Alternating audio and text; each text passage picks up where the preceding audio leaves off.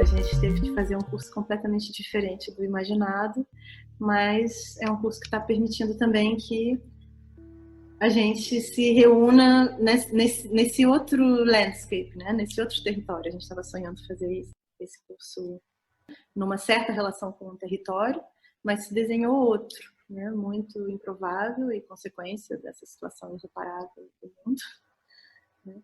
Mas que permite ligar pessoas, realidades completamente diferentes, que estão vivendo essa situação de pandemia a partir de condições, de possibilidades tão diferentes, né? E isso é uma riqueza que se abre aqui para a gente, né? E que vai comparecer no campo que a gente está instalando agora. Que tem gente de tudo quanto é cidade aqui. É a primeira vez que a gente está podendo fazer um curso dessa forma, né? A gente fez um pequeno grupo de estudos, que era para a gente experimentar esse formato, já foi muito incrível, muito potente. E aí agora a gente está inaugurando essa outra experiência que é bem mais ousada, porque envolve a gente fazer uma série de práticas.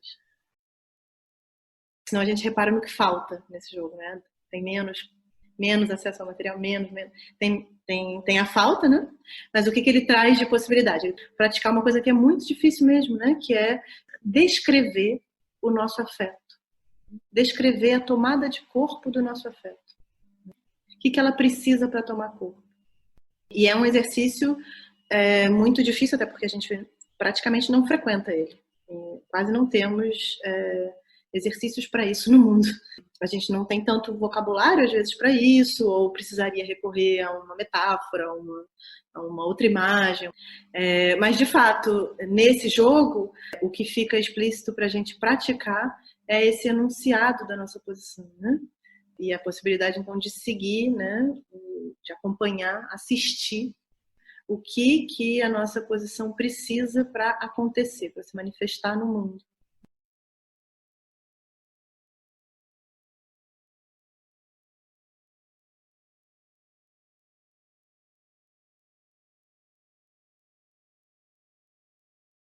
Mas o convite é para a gente se manter junto, né?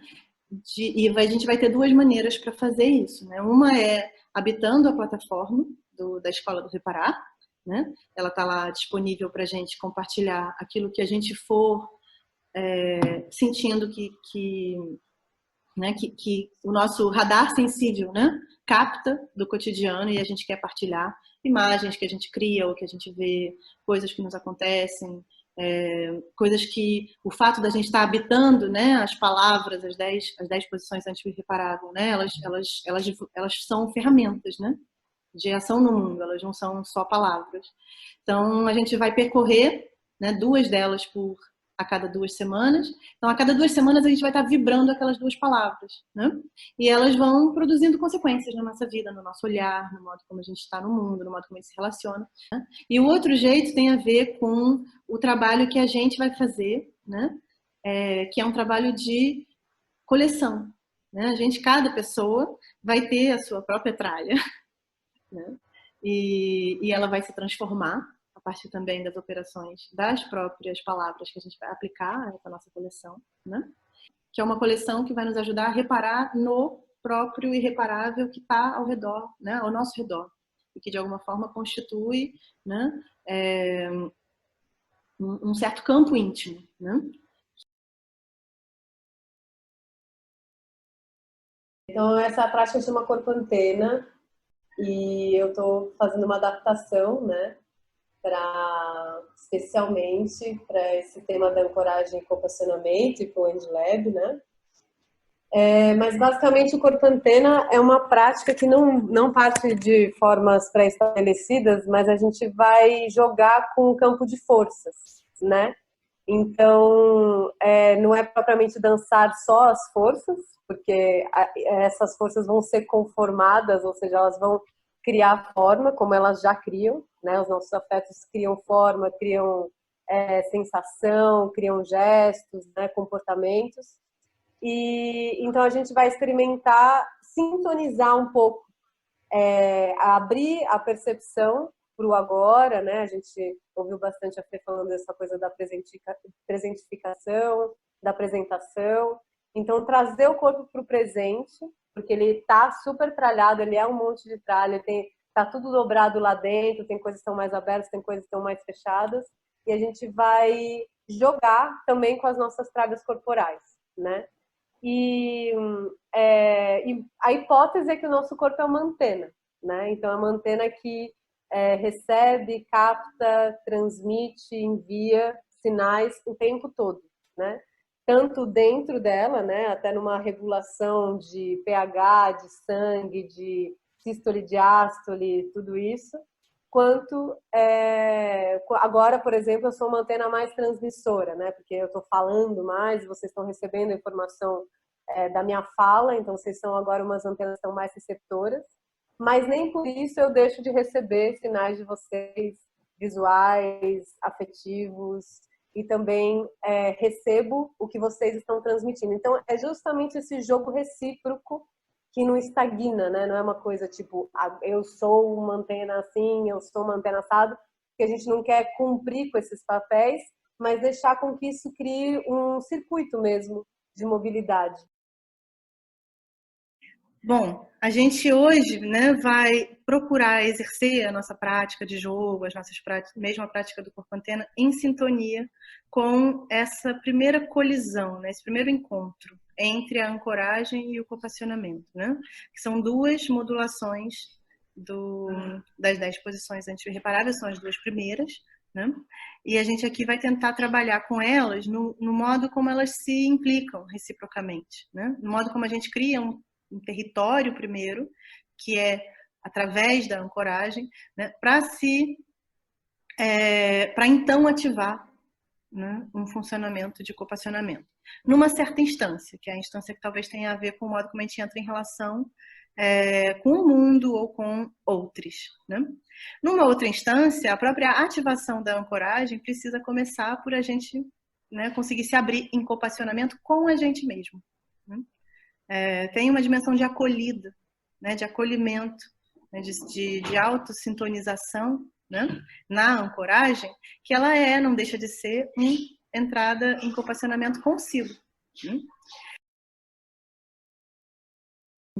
Essa relação entre consistência e comparência, ela é muito interessante, essa tensão, né, porque eu pesquiso muito em modos de presença, né, o que vem a ser esse estar presente no aqui e agora e como que ele se projeta, né, no espaço, no outro, nesse espaço aqui que a gente está agora, né, e o que que ele produz, né, de relação e de sentido, né, isso que a Fê falou, o sentido não se constrói, ele se faz, ele se dá, né, então tá nesse lugar, né, a minha pesquisa, e na dança a gente tem falado muito sobre dramaturgia da dança, o que que é isso, e frequentemente dramaturgia da dança é tido como esse momento do seu trabalho que você para e repara para ver o que tá ali, né, para tentar elaborar o que você está dizendo, mas sem o controle do que vai ser recebido pelo outro. A gente nunca tem controle, né,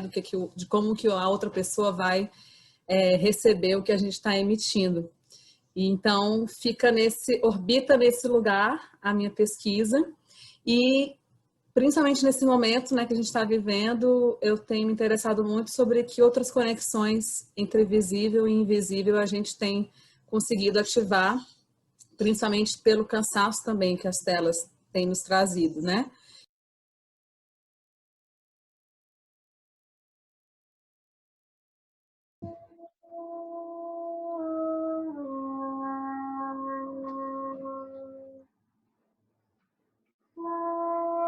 Quando a gente manuseia esses materiais, a gente está se perguntando o que está comparecendo em nós, enquanto afeto. E isso é que ativa a decisão por usar uma matéria ou usar outra, etc. Então, existe todo um trabalho com as matérias, um encontro direto com as matérias, com o possível, né? A coleção, ela é tudo que é possível. E de tudo que é possível, alguns materiais é que vão ser levados para comparecer no coletivo, não todos, né? E então eu lido com esse possível, com essa zona de possível. No encontro com a consistência desses materiais, eu tenho a oportunidade de perceber o que comparece em mim como afeto. E isso leva a construir a posição. Aí algo aparece, algo comparece no coletivo. No que consiste essa posição que compareceu? Aí vai começar o processo de reparar. Parar de novo, fazer o inventário, que é justamente perceber todas as possibilidades, as relações em potencial que estão se disponibilizando com aquela comparência, e isso vai levar a uma nova tomada de posição.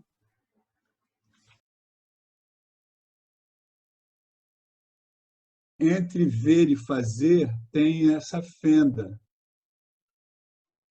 esse lugar que é onde a gente vai buscar habitar. É por aí que a gente vai buscar ter uma atenção flutuante e, ao mesmo tempo, focada. Ativar no seu olhar o toque. Como é que eu toco as coisas com o meu olhar? O meu olhar dimensiona distâncias, o meu olhar lê cores, né? Ler cores. O meu olhar sente texturas. Deixa o seu olhar flutuar e tocar, no sentido de que percebe informações do espaço. A firmeza, ela convoca para a gente uma conexão, reconexão, né? Enfim, o que for, né? Mas com uma força, né? Uma força que talvez seja a força, né? A força daquilo que pode ter vários nomes, né? Crença, vontade, aquilo que a gente acredita, aquilo que a gente deseja, mas é uma força motriz, né? É uma força que, se for investida sob a forma do nosso propósito, né? Ela assenta a nossa presença, né? Ela nos firma. Né? E tem uma modulaçãozinha assim, muito sutil, né, na firmeza, que ela convoca a um trabalho de firmação sem afirmação. Né?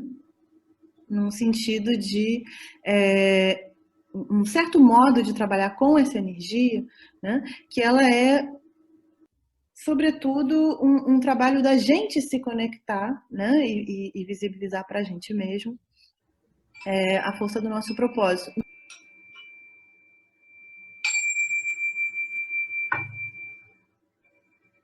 Então, como que a firmeza encontra a franqueza? Né? Eu me firmo para poder franquear. Né? A franqueza, ela é uma modulação, uma pesquisa prática, né? Praticada dos modos que a liberdade, a liberação, eles podem acontecer. Né? E se ela, por exemplo, não estiver firmada, ela pode ser algo de uma ordem desgovernada ou impositiva, e não necessariamente tem uma atenção ao campo que eu formei, né? Por isso que a firmeza, ela é um pacto consigo, mas ela também é um pacto com aqueles outros com quem eu vou franquear, né? Com quem eu vou construir. Né? Para ser possível criar um campo em que a gente aguenta, a gente sustenta, porque a gente está firme, né? A gente sustenta a franqueza. Né?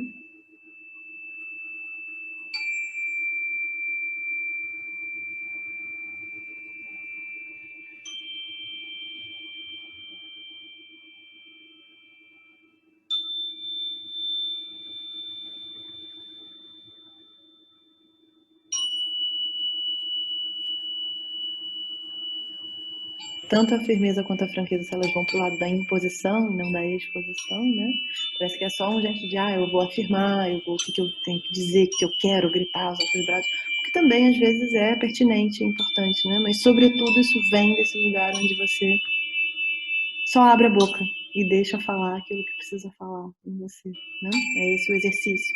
E esse abrir a boca é como é que eu me firmei para isso, né? Como é que eu encontrei ali um rigor de estar comigo com a boca aberta para o que precisar sair, sair, né? Isso é franqueado.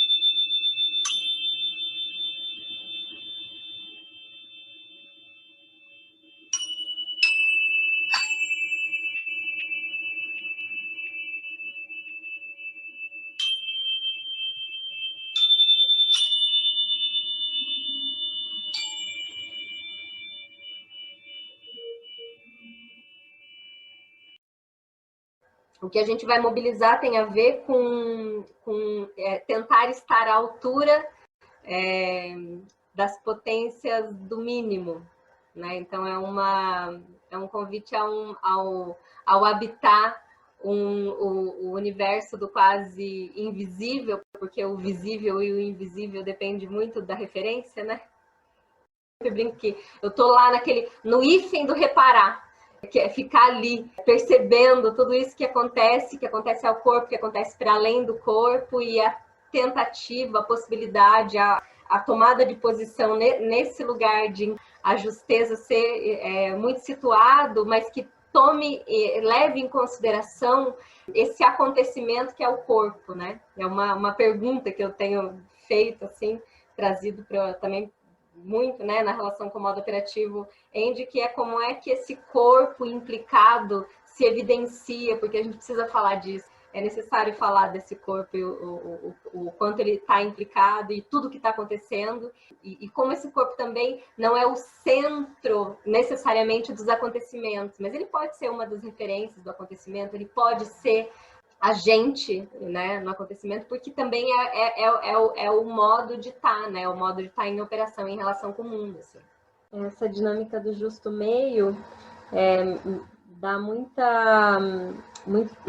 lugar para a ideia de autorregulação, que não se trata nem de controlar demais, mas também nem de deixar, nem de ser totalmente da ordem do controle, mas também nem de ser totalmente da ordem do deixar-se ser controlado, né? Tem algo de abrir campo, de dar espaço para esse lugar da autorregulação. A suficiência tem muitas nuances, né? Tem essa nuance que tem a ver com a gente descobrir ali esse mínimo, que permite, né, situadamente, que a gente simultaneamente compareça, tome nossa posição e cuide da situação, mas não resvale para manipulação e para uma tentação de controle do andamento das coisas. Isso vai permitindo a gente ir ajustando situadamente essa posição. E aí esse trabalho de ajuste, ele permite que a gente pratique esse trabalho da justeza, que é um trabalho de equalização constante, né?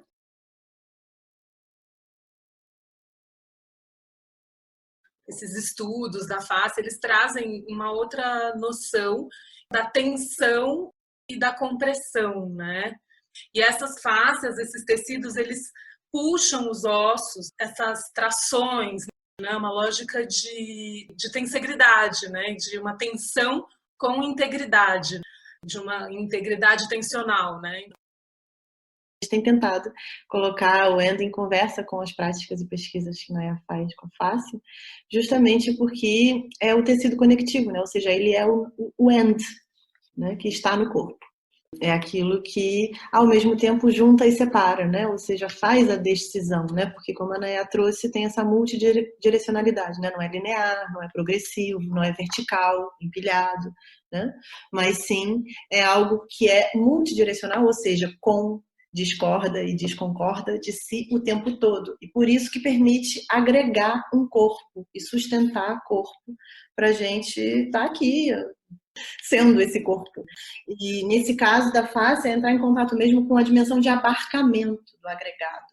É compreender, né, no sentido de abrangência, né? Como que esse corpo abrange, né? Dá um contorno e ao mesmo tempo uma liga, sem enclausurar. E é por isso que eu movo, né? Isso é o próprio desiludir e descindir, né? Acontecendo, tá na sabedoria dos nossos tecidos. A gente pode ativar para também atuar isso politicamente.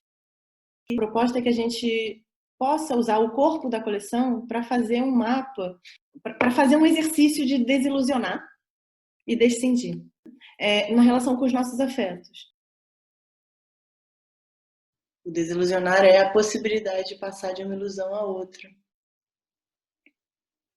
De manejar também aquela que, de um modo mais justo, explicita a decisão.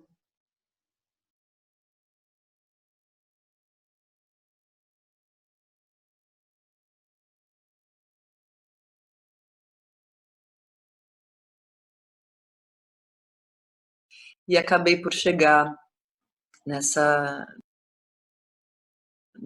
criação assim que ainda está em processo, que são as práticas em si, que são exercícios simples, mas que me colocam, na verdade, são convites a reparar em si e no modo como a gente se relaciona com outras e com o mundo, outras inclusive inanimados, né? Que pudessem descondicionar alguns modos, né, que já estavam ali cristalizados. E aí fui chegando nessa série de exercícios, que são exercícios que buscam um descondicionamento, tanto do modo de contemplar, né, de reparar, mas também no modo e possibilitam também uma alternativa a reparagens, ou seja, outros modos de estar na relação com o mundo e com o entorno, né? Pesquisar, né, essa relação, a possibilidade de criação de campo de intimidade, não só dentro de um plano do conhecido e do conhecível, que é o nosso mundo humano, mas com outras formas de vida. Né? Como é que a gente pode se engajar numa experiência sensível, e sensível assim, muito profundamente falando, né, no sentido da gente conseguir sentir com, né, outras formas de vida que são incomensuráveis em relação a nós. Né? A gente não vai poder se apoiar definitivamente em achar que a gente se identifica com elas ou entende o que quer ser elas, porque é algo de outra ordem. Né? Que é assim, uma chave que a gente convoca ao propor isso como prática de dissolução, né? Que é, será que é possível desinvestir, né, diante de uma questão tão grande como essa que a gente investigou ao longo dessa jornada toda, né, que é a questão do irreparável do mundo, né? Mas desinvestir de um lugar em que a gente aborda isso querendo encontrar uma solução para isso, né? Porque não tem. Né? Mas talvez, quem saiba, possa passar por pesquisar na gente alguns recursos para a gente ir dissolvendo certos funcionamentos, né? Encontrando um caminho que só pode ser sensível, por isso que aos poucos isso de fato foi tomando a forma de ações que são rituais e que precisam acontecer sensivelmente, né? É um convite para acontecer sensivelmente uma transmutação no corpo, por isso que tem uma carga meio mágico-ritual, né? Para, quem sabe, convocar que a gente consiga experimentar esse dissolver em nós, de questões que continuam a ser questões enquanto tal, mas talvez elas possam, ao invés de a gente encontrar uma resposta para elas, que seria resolver elas, encontrar um jeito de dissolvê-las até enquanto questão, sem poder controlar, claro, no que elas vão se transmutar, né? Por consequência, também importa muito, passou a ser muito importante para nós, né, uma dimensão que tem a ver com o acompanhamento da morte dessas questões. Né? Porque também o que acontece quando a gente procura ativar a lógica da solução é também já querer controlar para onde que a gente vai. Né? Vou resolver como? De um jeito X. Ou seja, eu estou mirando em como é que a gente vai construir a próxima coisa. Né? E não em como é que a gente vai dissolver ou morrer, né? Ou acompanhar o fim. Como se tornar mais sensíveis para esse tecido da inseparabilidade, no qual a gente está sempre se tocando, e não é num toque direto, físico, somente, que a gente ativa essa sensação de amparo e de corresponsabilização, né? E de como a nossa necessidade de estar trazendo atenção a outros modos de ritualizar a atenção a um campo mais amplo de relações, era algo que, em momento quarentena, ficava mais evidente, né? Assim, essa necessidade começou a possibilitar que a gente, por questão de sobrevivência mesmo, começasse a explorar essas coisas.